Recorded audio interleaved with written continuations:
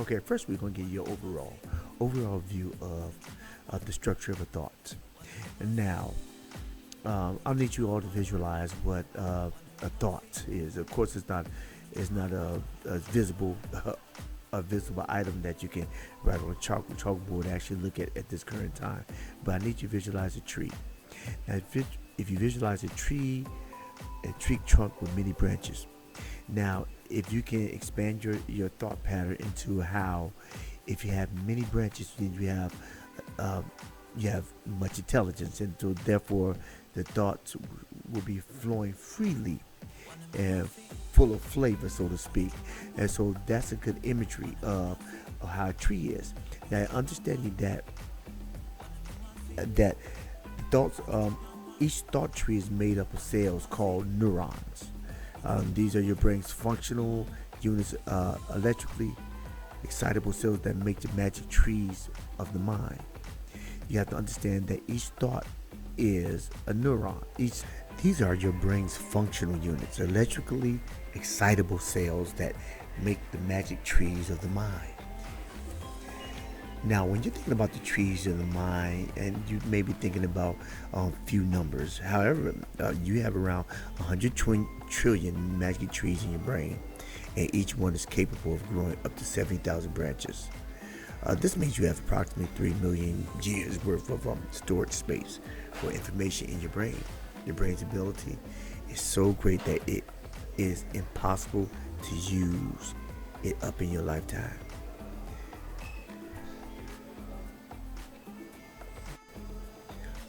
Okay, now at the end of the neurons are branches called dendrites.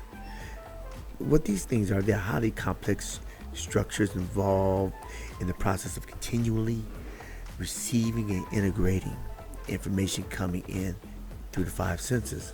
The information is translated into electrical impulses and transported across synapses. Now, if you're wondering what synapses are small chemical gaps between neurons that form interconnected neural circuits. The brain builds a double memory of the content of every thought. One on the left side of the brain, one on the right side of the brain. The left brain's perspective on information process is it details to big picture, while the right side processes in big picture to detail. And the both sides of your brains are designed to work in synergy, providing both perspectives of thoughts on everything that comes in. The more you think, the more you understand. The more focused and where you're thinking, the more this synergy will occur, and the stronger the memory you will build. This literally means that the branches of the magic trees become firmly attached.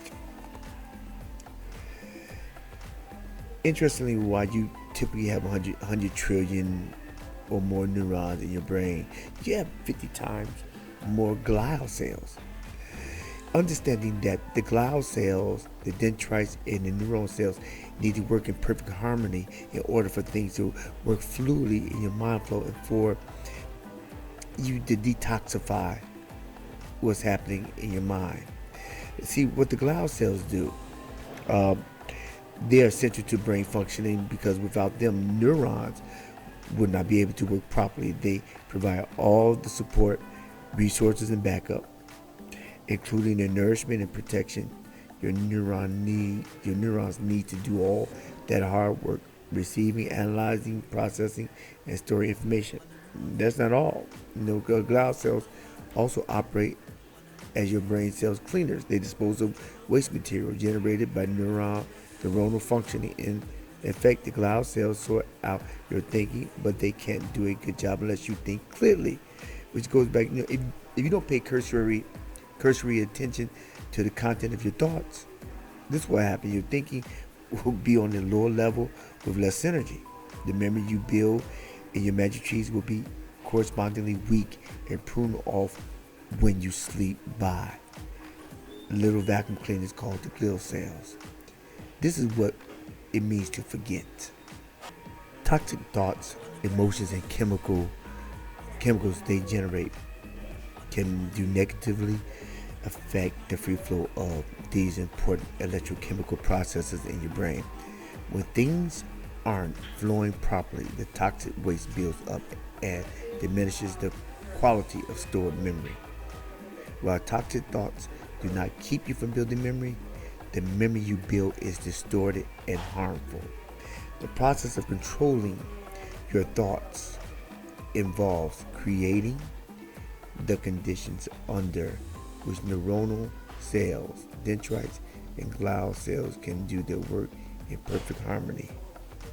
When they are able to do their jobs well, you build healthy memory in place of the toxic, distorted memory. While this comes across a tad bit technical, I thought it was essential to give you some type of foundation of the structure and the creation of a thought. While we will go further in detail about the functioning of the mind and the brain in the future, I just wanted to give you some groundwork on the function of a thought and understanding that even the Bible says that the man thinketh so is he, but it's really good to know how you're thinking and it's really good to understand how thoughts are created. So with that being said, pay attention next week because we're going to go in detail about the second member of the Dirty Dozen would be toxic emotions, which will build upon toxic thoughts. And these are things that don't cause for a happy ending. These are things that build onto a negative outcome based on a negative pathway of thinking in an incorrect fashion.